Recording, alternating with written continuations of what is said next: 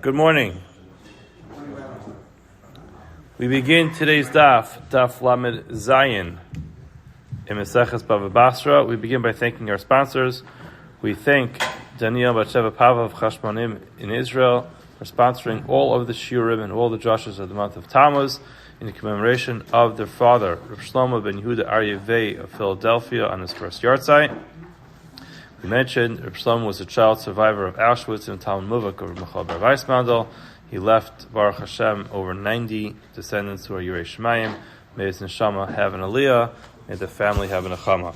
We also thank the sponsors of today's Daf Yomi shir, Matthew and Diane Marks. Thank you for sponsoring in memory of Peretz Ben Moshe Chaim, the brother of Donna Rosenbloom. May his Neshama have an aliyah. May the family have a Neshama. We're going to begin today on Daf Lamed Vav Amud Beis, about 5 lines from the bottom, where we left off yesterday. So just a quick reminder of what this is talking about. If we go back to our Mishnah at the beginning of Cheskas Habatim, so the Mishnah was divided basically into 3 different parts. So if we go back to take a quick look at it, we had this concept of Cheskas Habatim, Haboros, Sichin, Ma'aros, Shovchos, Merchatzos, Beis Avadim, Beis Hashlachim, Avadim, all these things, halacha is, it needs a Cheskas Shal Shanim Liyom Liyom. Okay, that was the first thing. You have to have a 3-year chazaka, consecutive day after day chazaka. Good morning, those on Zoom. Do you hear me? I don't know why it says on the top, not hearing anything. I'm not sure if that's... Didn't get any response, but okay. Yes, Bennett. Thank you. Okay, so the first category in the Mishnah are things that have a chazaka of cheskas shalosh shanim miyom liyom. You have to have a chazaka of 3 years, consecutive day after day. And then we had this concept of stay abal. We talked about that yesterday, which was a chazaka which is not ve'enon miyom liyom. It's not day after day. And we discussed, so what does it look like? Reb Shlomo told us, in this field that requires irrigation, so you have to have 3 months plus 12 months plus 3 months, which in total is going to give us 18 months. And then we had the opinion of Reb Akiva, who said it's really going to be 1 month, 12 months, plus another month, which is 14 months. And then at the end of the Mishnah, we have the statement from Rabbi Shlomo, which is, Bamedvar Mamurim B'stei Lavan. Aval B'stei Ilan, when we're talking about, so Stei Lavan was it's a white field. Why is it white? Because of all the grain that gets dried out over there, it looks white. So that's basically a grain field. However, when it comes to a Stei Ilan, Rabbi Akiva pointed out to us that the halach is entirely different. It has nothing to do with years. Says Rabbi Shlomo, when it comes to a Stei Ilan, Kanas es Tuvu Asai, and we explained, we learned this mission that Tuvua doesn't mean the grain, it means that which grows. So Kanas says Tuvua means he brings in the grapes in this case. Umasak Ezesav, he brings in his olives. Kines says Kaitzo, he brings in his figs. Halach is Harei Elu Gimel Shanim. That qualifies as 3 years. So Rabbi Shlomo has this really wild idea over here. Mishnah just told us that you have to have 3 years in order to establish a chazaka of ownership. Comes along Rabbi Shlomo and says the 3 years doesn't mean 3 years.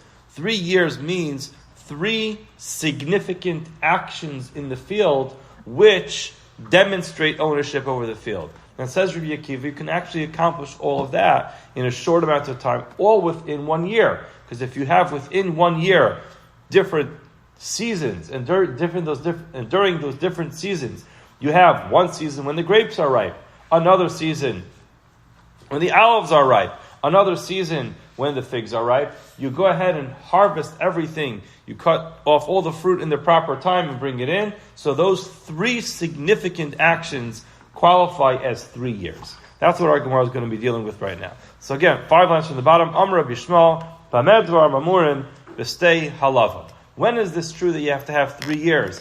Whether those 3 years are 3 full years or 3 parts of a year, which again will be either, according to Reb Shlomo, just following his logic, it's going to be 3 months, 12 months, 3 months.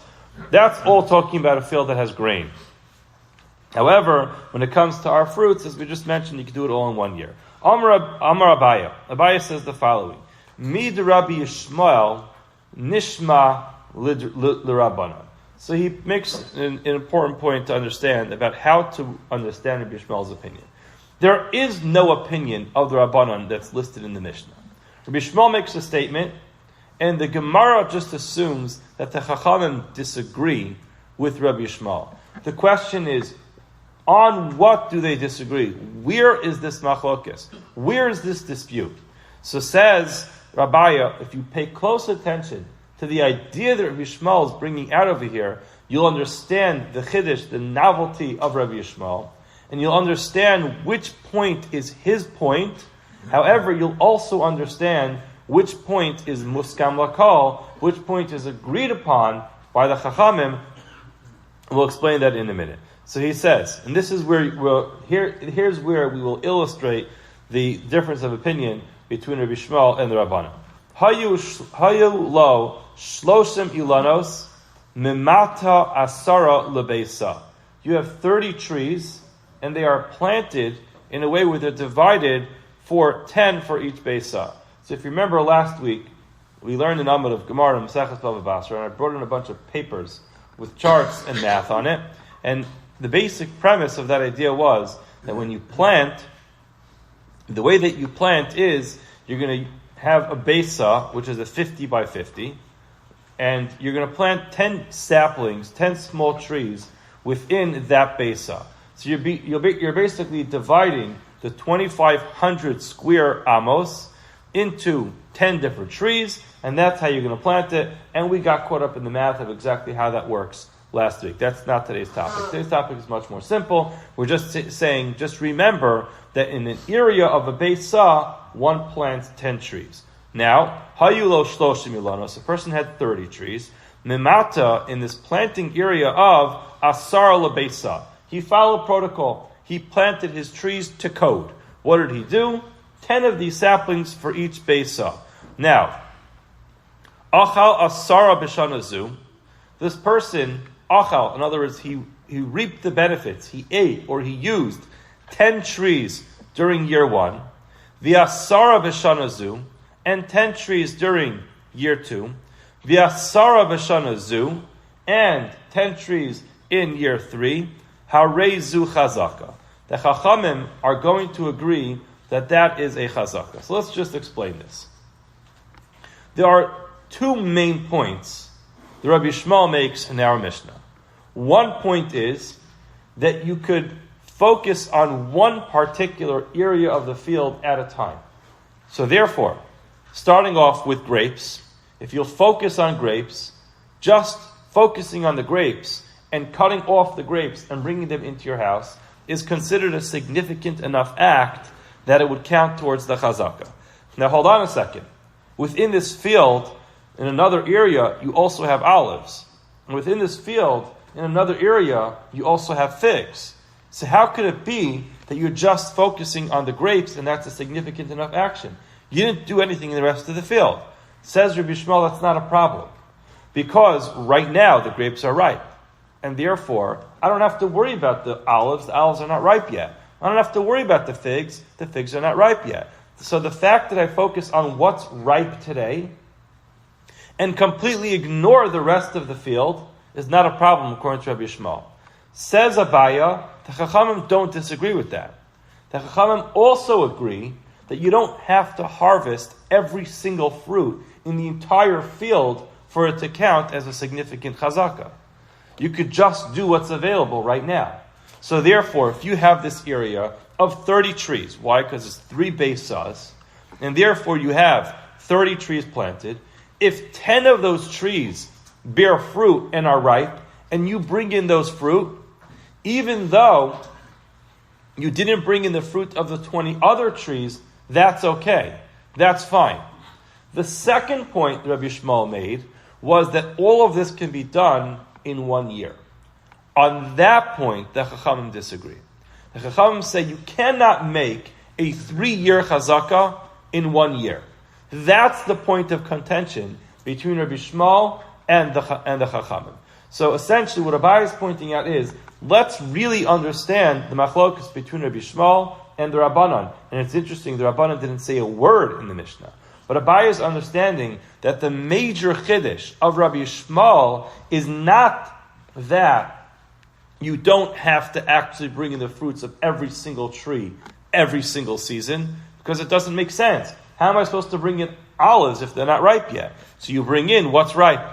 You bring in the fruits that are ripe. Therefore, says Abaya, there's no reason why the Chachamim have to argue on that. The Rabbanan agree that if you bring in what's ripe, even if that means neglecting, so to speak, or not paying attention to the other 20 trees, that doesn't impede your chazakah. That doesn't ruin your ability to be able to establish a chazakah. You bring in what's available, even if that means that only 1/3 of the trees are being serviced. That's still a valid chazakah. Where do they argue? Rabbi Shmuel argues and says all of this can be done within the time frame of 1 year, and the Chacham say, oh no, I'm sorry, you can't establish a chazakah in 1 year. This needs to span over 3 years. But if over 3 years you brought in the fruits of 10 trees, and then over year 2, 10 more trees, and over year 3, 10 more trees, that is enough, and you still established a chazakah. And he explains, top of Lamed Zayin Amud Aleph, Lav mi Amar Rabbi Yishmael, Chad Peira have chazakah, L'kula Peri. Hasn't Rabbi Yishmael taught us that 1 fruit is going to be enough for all the fruits? Hachanami, Hani havi chazakah lahani. These trees will establish a chazakah for the other ones. V'hani havi chazakah lahani. And the other trees of the subsequent years will act as a chazakah for the other ones. Now the Gemara explains, V'hani mili heicha delo afiku. This is only going to be true if the remaining 20 trees did not produce anything. So therefore, you had nothing to bring in. Similar to the case of the olives and the grapes and the figs. You know why you're not bringing in the grapes at the same time as the figs? Because they're not ripe yet. They don't get ripe at the same time. You know why you're bringing in grapes first before the olives and figs? Because the grapes were ripe first. So the exact parallel will be, if you have 30 trees, 10 trees give off fruits this year, 10 trees give off fruit the next year, and 10 trees give off fruit the following year. So that will be the case where you bring in all the fruit of the trees that give off fruit, that will be fine. Now, the Rashbam explains that we're talking about a certain type of tree which only produces fruit at the end of 3 years. It takes a long time for those fruits to be able to be ripe. So therefore, this makes sense. You have all these trees that are planted over here. Maybe they weren't all planted at the same time. You planted 10 trees, and then, or I should say, 10 trees were planted, and then in the next year 10 trees were planted, and the next year 10 trees were planted. Now I move into the field. I claim I bought the field. I make a chazak on the field by following. Year 3 of these trees are now producing fruit, so I take them in. Now, year 3 of the next trees, which is year 4 of the previous trees, they produce fruit, you bring them in. In other words, this all makes sense as long as you are being machzik kidemachziki inchi. You're doing what normal people do. That means that the fruits are ripe, I bring them in. Now, if in year 1, 10 trees give off fruit, you bring those in. Year 2, 10 more trees give off their fruit, you bring those in. Year 3, 10 more trees give off fruit, you bring those in, and that's enough to establish a chazakah on the entire field, even though it turns out that in 2/3 of the field, during 2 of those years, nothing's happening to them. That's not a problem. The next qualifying factor is, he explains, if the trees actually gave off fruit and you just left them there, lo havi chazakah, that's not a chazakah. You know why? Because that's not what normal people do. A person who's making a chazakah on a field doesn't just allow a whole tree worth of fruit to get rotted. The hani vahu, again, the bazi ba'azuzi.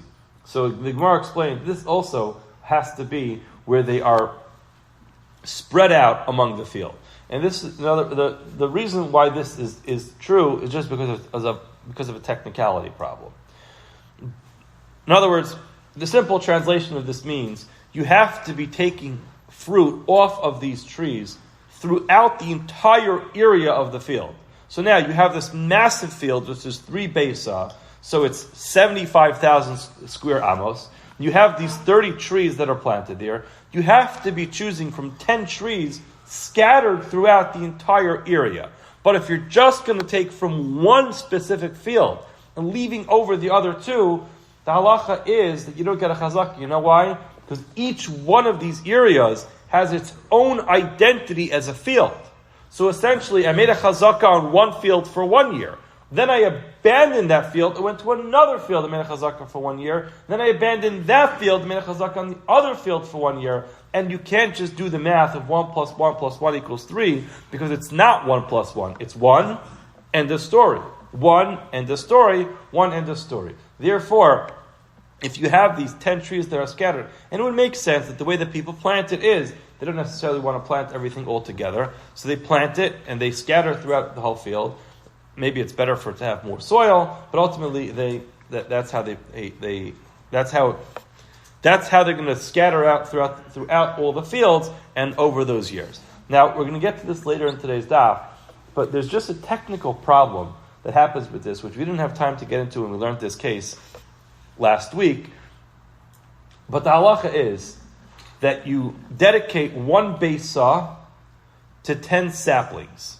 That means you plant 10 small trees in a besa. But we said that an elon, a fully grown tree, you could only have 3 trees in a besa. So now, when you plant a tree, it stays there. So you're going to plant 10 trees there as saplings. Guess what? The saplings become fully grown trees. So what happens? So the understanding of what all this is that these trees were not planted to stay here. They were planted just as starters. When you go to Home Depot to buy your little trees, that's what happened. They planted them someplace. Maybe they did plant them in the pots over there. But either way, in this field, you plant 10 trees. When they start to take root and they start to actually be self-sufficient, they uproot them and then they plant them in other places. So now that's essentially what happens in all these cases. You plant them as saplings, 10 in a besa, and then when they get bigger, you can only have 3 in a besa. So now that's basically what's happening. So it would make sense. You plant them, you scatter them throughout all the fields. When they get big enough to live on their own, you uproot them. Either you sell them at that point in time, or you'll plant them farther away, because you can't keep all 10 of these trees in the same area. Okay, let's go on. Zeh hechzik be'ilanos, zeh hechzik bekarka. Now the Gemara seems to go on a tangent over here, which has absolutely nothing to do with Keskas Abatim, at least according to the Rashba. The Rashba explains that in our next Gemara, when we talk about hechzik, we're no longer using the word chazaka in the same context as we've been using it in this Masechta. Like we mentioned many times, there's 2 types of a chazaka. One of them is a cheskas kinyan, which is the proprietary act of ownership that I take, that I actually acquire the item which is in question. So if I want to buy a field, the way I make a kinyan on it is I go plow in the field. I act in that field as an owner of that field. That chazaka has nothing to do with cheskas abatim. That's just establishing ownership over the field, not as a proof, but actually by acquiring this field. It's an act of acquisition. Our whole parak is talking about a cheskas raya, which is that I bought it however I bought it. It's irrelevant. But now, after all this time that I'm here, I'm proving that I own this field by virtue of the fact that I was here for 3 years and nobody came to object to that. So it seems like, according to Rashbam, when it says Zeh hechzik bilanos, Zeh hechzik bekarka, this person made a chazaka, which means he actually acquired trees, and this person acquired land, which means there was a partnership in buying this field. It has nothing to do with a cheskas raya approved.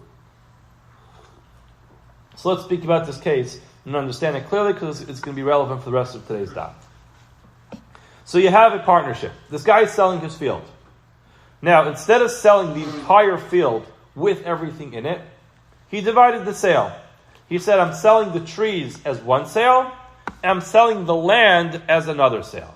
2 people came along, Reuven and Shimon, Zeh hichzik bi'lanos. Reuven decides he's buying the trees, and Zeh hichzik bekarka, and Shimon says he's buying the actual property.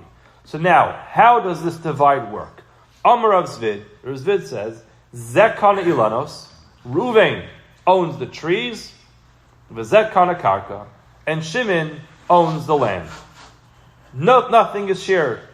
Ruvain, what do? You bought trees. You get your trees. That's it. No karka.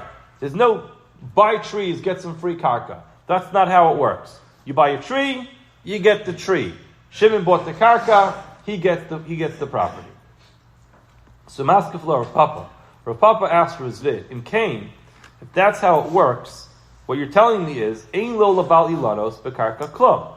The one who owns the trees does not own any rights to any of the property.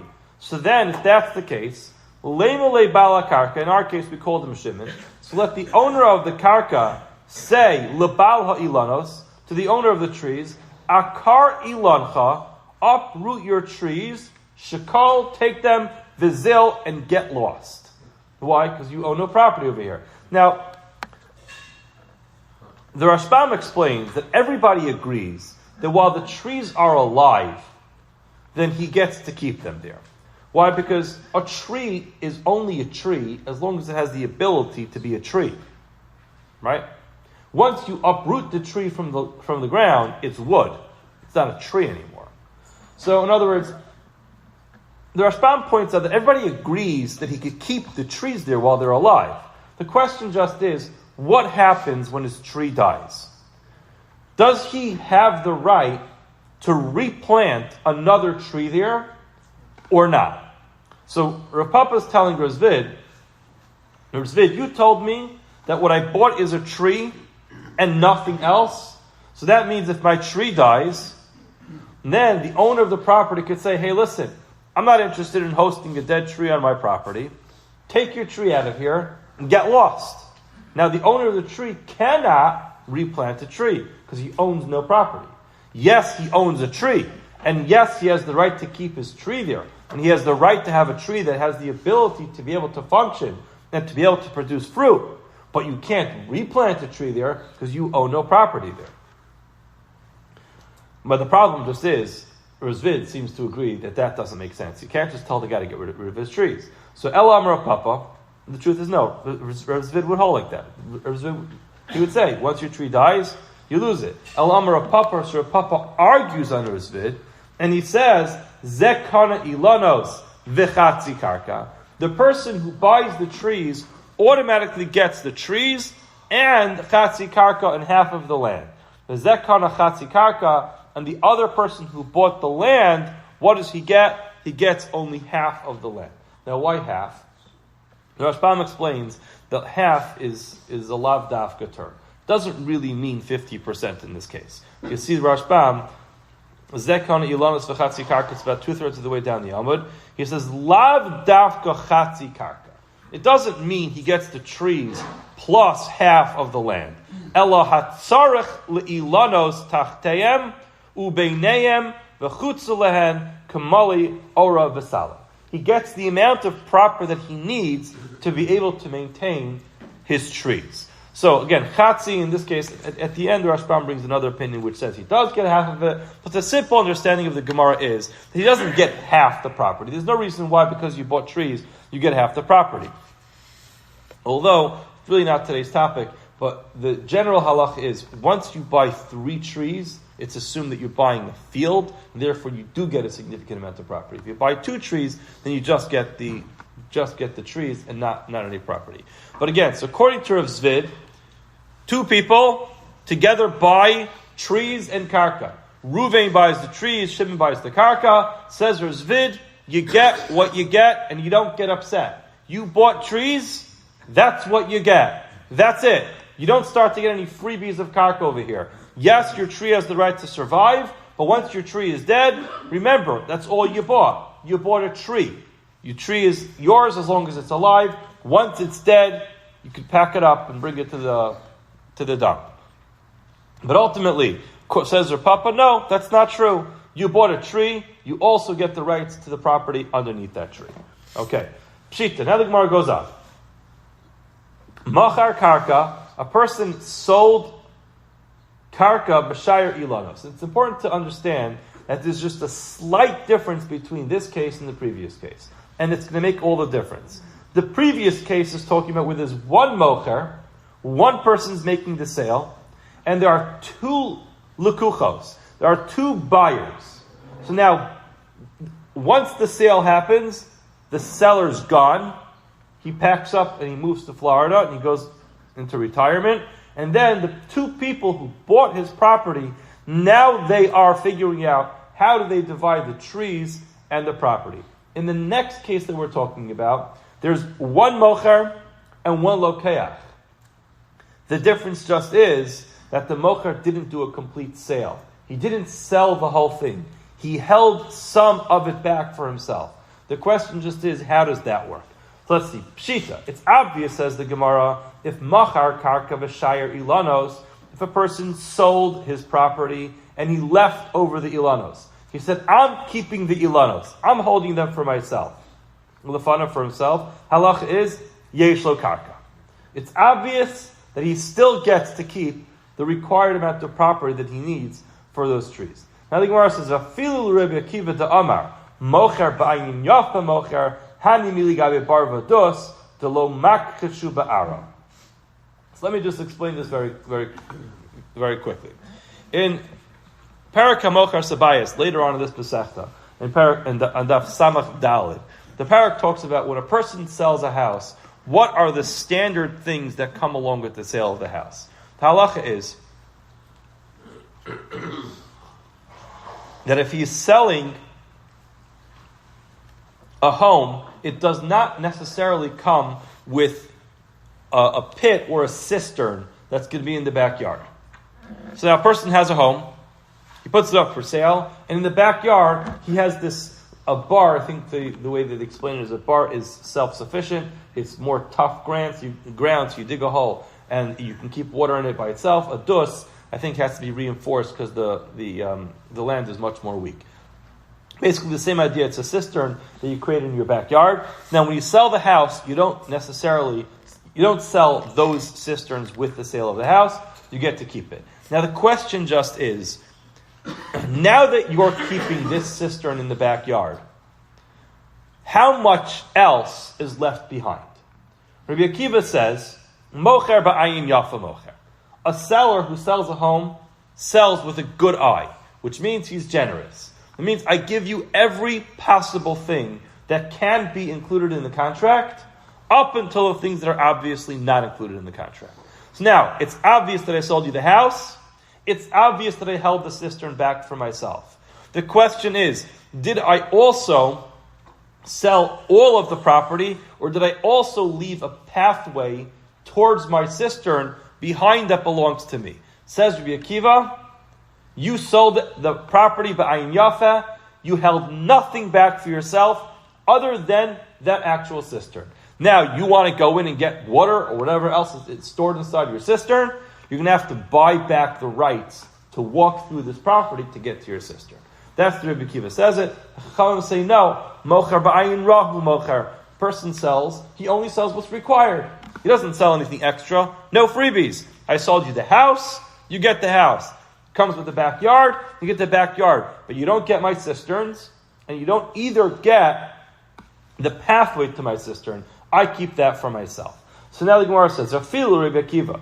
Even according to Rabbi Akiva, the Amar mocher ba'ayin yafa mocher, that when a person makes a sale, he's very generous and he gives everything that can possibly be included in that sale. Hani mili, that's only true gabi bar vados. When there's a cistern being sold, de lo mikheshu ba'ara. There's no damage that's done to the land by virtue of the fact that there is a cistern there. So therefore, I have no reason to hold any property back for myself because I don't have to worry about my cistern causing you any damage. Avol, ilanos, when it comes to trees, tapaflamizayim and bays, the makcheshi ba'ara, trees, they actually do cause damage. So in such a case, yireh shire, when a person sells his property, he sold his property and he kept the trees, yireh shire, he keeps some of the area of the property around those trees to himself. Why ilo shire? If he's not going to leave anything, leimale akar ilana vizil. The guy who ultimately bought the property is going to tell him, sir, Get your trees out of here. The tree died, now get rid of it. So therefore, he keeps some property around to make sure that if his tree dies, he can replant it. So that's the obvious statement. The obvious statement is a case where a person sells the property but holds on to the trees. The Gemara seems to say everybody agrees in that case. If you held on to the trees, you're also holding on to a bit of the property. However, Machar Ilanos, what if the case is the opposite? Machar Ilanos, he sold the trees, the Shayir Karka Lefanov, and he left the property for himself. So the sale was exactly the opposite. He put up a sign in Shul and said, trees for sale. Someone comes by, buys all the trees in his backyard, but he maintains ownership over the property. In such a case, Pluktad Rabbi Kiva Rabbanan. This is going to be subject to the machlokes between Rabbi Kiva and the Rabbanan as to whether or not, when a seller sells something, he sells it generously or in a more stingy fashion. So the Gemara explains. Rabbi Akiva, according to Rabbi Akiva, Damar Mocher Ba'in Yafa Mocher, he says when someone sells something, he's always very generous. Islay. The person ultimately gets to keep. The buyer, the lokach, in this case, who bought the trees, he gets some of the property. L'Rabbanan, according to the Rabbanan, who says Mocher Ba'in Ra, the person sells. He's not so generous. Leslie, the lokeach, the purchaser of these trees, does not get any property. Now, the Gemara explains. Rabbi Akiva, according to Rabbi Akiva, Islay, the buyer does get the property, and he explains. Vafilu l'Rav Zvid. Even Rav Zvid from a previous daf, which was talking about two buyers, and he said very clearly, tree guy gets the trees, land guy gets the land. So, Vafilu Rav Zvid, the Amar Ein Lo, in the previous half of our daf, he said you don't get more than what you bought. Hani mili gabe shnei lekuchos. That's only true when we're talking about two buyers. To Amar Le, each buyer can tell the other one, Ki hechi diladidi lesli be'ilanos. Sir, I bought the land, right? Am I claiming any rights over your trees? No. So therefore, you don't claim any rights over the real property, over the land. Let's keep this fair. I bought land, I get land. You bought trees, you get trees. I, as a landowner, am not asking you for some of your trees. You, as a tree owner, don't ask me for any of my land. That's the way Rizvid will say it. Aval hacha, in our case, mocher. We're talking about one guy who sells it to one person. He's ba'ayin yafa mocher. He sells generously, and therefore it makes sense that the seller, he sold the guy the trees, but he sells the guy the trees with some property around it. It's like this: if his tree dies, he can go ahead and replant it. L'Rabbanan, according to the Rabbanan, who says that when a seller sells something, he sells it not so generously. Less like the buyer of the trees does not get property, and the Gemara explains: "Vafilu Rav Papa," even according to Rav Papa. The Amar Yeshlo, who says when two buyers split a purchase, one buying the trees and one buying the property, that we said, yes, the buyer of the trees does get part of the property. That's only true when we're talking about two buyers. Why? The Amar Le could say to him, just like you purchased this land, and you got ba'ayin yafa. What does that mean? So Rashbam explains, that means no strings attached. You bought the land, it's yours, you keep it today, next year, 20 years, 40 years, 100 years, it's all yours. There's no point in time when you have to return that land. No strings attached. So me too, l'didi nami, to me also, the buyer of the trees, nami zavin ba'ayin yafa. I also bought it from this person, he sold it to me with a generous eye, which means no strings attached. I bought a tree, I can keep the tree, and if the tree dies, I can replant the tree. In other words, let's make this fair over here. We're both buying something, we're both in the same position, we're both paying for our item. Why should it be that you, the owner of the land, get your land forever, and I, the owner of the tree, only get a limited time purchase? I should be able to get this forever, and therefore, just like you get the land forever, I get my tree forever. Aval hacha, but in this case, mocher ba'ayin ra mocher. The Rabbanan say, in this case, remember, there's one buyer, one seller. So therefore the seller can sell it with a little bit more of a stingy eye. He's trying to make money. I'm not trying to go ahead and give you every opportunity. I'm selling you these trees because I need to make some money. So I'm selling you only what I'm obligated to sell you. And therefore the Chacham will say, if you sell a person trees and you keep the property for yourself, the buyer of the trees gets the trees, but does not get anything else. We'll go a little bit further for today, and if we have some time at the end, we'll go back. There's a very famous tshuva from the Ar Sameach, which I brought it with me, so I thought we would have some time. That it's a very famous application of this Gemara. Hopefully we'll finish. We'll still have some time. We'll get back to it. Amri Nardai. Nardai said the following: Achlon ritzufin ein lo chazaka. If a person eats ritzufin, so it's important to note that normally ritzufin would mean consecutive. In this case, what ritzufin means is like rotzaf. It's very crowded. That means if a person overplanted in an area, that's not considered to be a normal way of making a chazaka. So if a person, like we said, in every Basra you put 10 trees. What if a person put 20 trees in that Basra, or 30 trees in that Basra? So he overdid it. Says Nardai, ein lo chazaka. That's not a chazaka. So Gemara says, hold on a second. You're telling me if a person overplanted in an area, it's not a chazaka? Maskef la Rava. Rava asks the question. Elamiyat, if that's the case, that overplanting in an area does not establish a chazaka. Hay mishra da aspasta b'maykani law. When a person plants this aspasta, I feel like every almond above Basra, aspasta comes up, this animal fodder.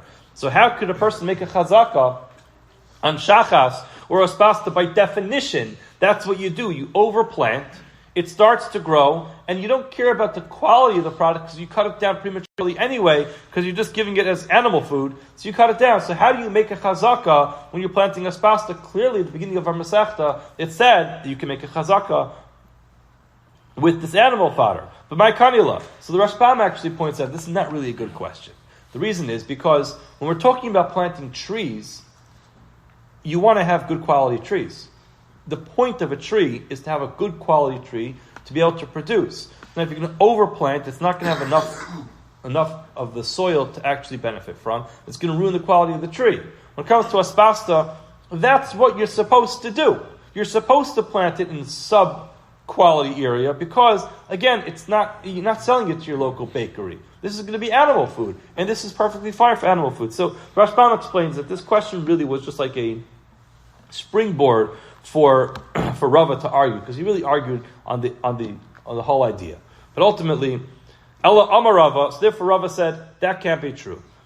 What this means is machron ritzufin ein lo karka. This has nothing to do with establishing a chazaka. Rather, what this means is if you sell ritzufin. So if you just look at the Rashbam again, about 3/4 of the way down the page, machron ritzufin ein lo karka kagon shenituin yoser miyud. The Basra, a person planted more than 10 trees of these 10 saplings in the Basra. The hachal lo amrinan hakona shalosh yilanus kona karka the ein zesad de ilan the laakar l'sharish kaima. In this case, if you're going to plant these trees, you don't get any property, because we mentioned briefly when you plant 3 trees, you get the land as well. In other words, that's part of the way a sale works. If you're going to buy 3 trees, so then what you're getting is you obviously need the trees and that land to sustain those 3 trees. However, if you're going to buy these trees with far more than the 3 trees that are there, or far more than the 10 trees that are there, we understand this is not a keeper. You're not going to be keeping these trees here. In other words, the whole logic behind a person getting property when he buys 3 trees is that I bought 3 trees, I need to have the property, I need to have sufficient land, soil, to be able to sustain my trees that I bought. But if you're buying 30 trees in this area, everybody knows those 30 trees are not staying there. You can't possibly have a field with so many trees. Why are they there? Just to get started. In that case, if they're there just to get started, you bought your 30 trees. When they get started, uproot them, put them into little planter pots, and put them up for sale, and people can buy them. But you don't get the rights to any property. That's how Rava says it. Allah Amar Rava. Machron Ritzuf, and a person sold this field which was overplanted. Ein lo karka, the buyer does not get any karka, does not get the rights to any of the actual any of the actual land, because it's not what the intention was. Amr Zera says Kitanai. This actually falls in line with Machlokas Tanaim. What's the Machlokas Tanaim? Kerem shunatua al pachas mi arba amos. The halach is, we know the halachas of Klaya Kerem is, if you have a vineyard, you can't plant any zrayim, any seeds inside that field.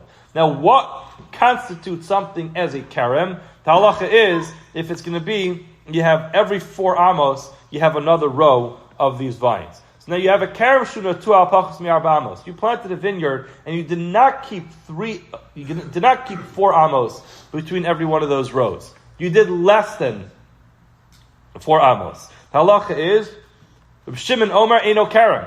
This is not a vineyard. Again, this is just a starter field. You're just starting things off over there because you want to uproot them because you didn't leave enough space for them to grow. And therefore, there would not be an issue of klayim. Chachamim Omrim, Chachamim say, Harei zu Kerem, this indeed is a vineyard, and you're not allowed to plant any seeds there because it will be klayim. What are you going to tell me? You have only 3 amos between each row. The row in Esayim Tzayim Ki'ilu Einam. We view the middle row, which is less than 4 amos, as if it's not there. So therefore, what do you have? You have row 1, you have 3 amos row 2, and then 3 amos row 3. So you have between row 1 and row 3, 6 amos. Say the Chachamim, you just view the middle row as if it's not there. You can eventually get rid of it, and therefore, yes, you have 6 amos between those 2 rows of vines, and that's a real Kerem, and therefore there's a problem. So again, the same idea is true over here, that if you're going to overplant it, that you're not necessarily going to call it a field which is a keeper because you're planning to uproot it. Okay, so we'll stop here for today, and just pick up tomorrow with Amri Nardai. I'll just point out there's a shaila, a very famous shaila, which is interesting how it connects to today's daf. But the Ar Sameach in Hilchos Tefillah, Parak Gud Gimel, he was asked the following shaila. The Gabayim in the room will appreciate this. So there was apparently this minhag on Simchas Torah of selling the rights, different things throughout the year, didn't start in suburban Orthodox. This is an old minhag, and what happened was there was a person who bought the rights to the chazak aliyah for every one of the svarim. So he wanted to get the chazak aliyah in Breishis, Shemos, Vayikra, B'midbar, Dvarim. Now, that's not the only sale they wanted to make. Their shul had a lot of expenses, so they also sold the second to last aliyah. Now, what happened was, one year on Parshas Pekudei, it was Parshas Shkalim, and it was Rosh Chodesh. So now what happened was, the guy who wants his Chazak Aliyah is now fighting with the Shishi guy. Because on a year like that, the Shishi ends up being Chazak, and then you have Shkalim and you have Rosh Chodesh. So now both guys are coming and say, I get this Aliyah. I bought Shishi. It's mine. And the other guy says, I bought Chazak. It's mine. So now the Ar Sameach, in a brilliant fashion, he looks at our Gemara and says, remember our Gemara? Our Gemara differentiated between a case where one guy sold another guy something. In a case like that, you can say, hey, listen, I'm not being such a generous person. I only sold you what I was willing to sell you. And therefore, you only get what you get. However, when it comes to 2 people making a purchase, we always try to figure out the way that both people will get some element of benefit. That's why we say just just like for me, Yafa, it was sold with a generous eye. To me, it was sold generously as well. So he says, what will happen if we? I'll just read it to you quickly. He says,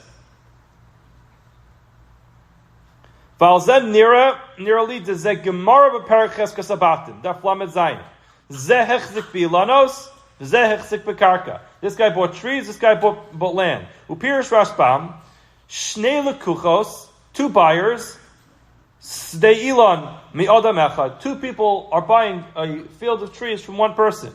And he goes on, Im Kain, says, V'zeh ein svara dilishneim ba'ayin yafazavin. Hold on. Nimtza de'im nemar desiyum ha'sefer shayach lebal mi shekana lefnei ha'achron.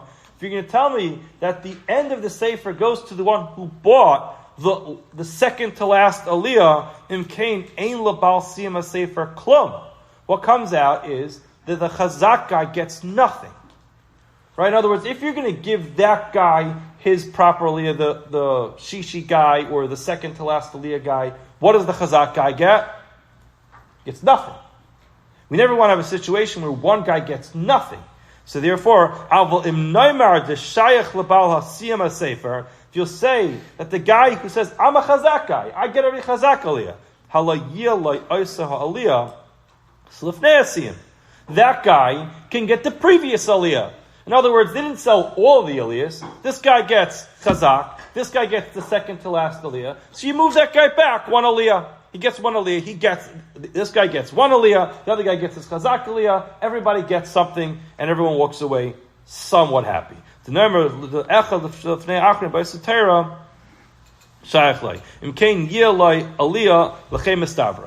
words, this is a famous Ar Sameach where he basically puts down this rule. If you have two people who buy something, and then for some reason that purchase gets messed up for some particular reason. For example, one guy buys chazak, the other guy buys the second to last aliyah on a normal Bereshis or Vayikra or Bamidbar or Dvarim. It works out. This guy gets his chazak aliyah, this guy gets the second to last aliyah, everyone's fine. But what happens when Pitam you have Shabbos Shkalim, which is also Shabbos Rosh Chodesh? So now it is the previous aliyah. So now what's going to happen? Says the Ar Sameach, you always try to work it out in a way where both guys walk away with something. You never want to work it out in a way where one guy gets nothing. And the Paiskim have taken this to many different areas where the Shaila came up. There's a Chelkas Yaakov, which I also printed out. It's in Siman Reish Gimel in Arachayim. In that case, he was talking about a story where the matzah bakery sold, but they reserved different days for different people. One guy had the day after Shushan Purim. The other guy had the first Sunday after Purim. Turned out, Purim on that year was either Shabbos or Friday. It was Friday. Purim was Friday, so Shushan Purim was Shabbos. So now, the Sunday came out to be exactly the same day. So the Chelkas Yaakov applies the same thing. There's also a Shari Tshuva, which he quotes, which is when there's two Bala Tokea in Shul. One guy has reserved the right to the first blowing time of the year, day one. The other guy has the rights to day two. That year, Shabbos was day one. So now, on day two, the first Baal Tokea says, I'm always the first blower, so therefore I get to blow. The other guy says, I'm always day two. So there's an infinite number of scenarios. Also, when shuls make extensions, sometimes a person has the front row. What if the shul pulls out the front of the shul, and they add on 10 tables? You get to move your seat to the front of the shul, or did you buy your seat where it is? We'll leave it to the Gabayim at 6:45. We have to start chapters. Have a wonderful day.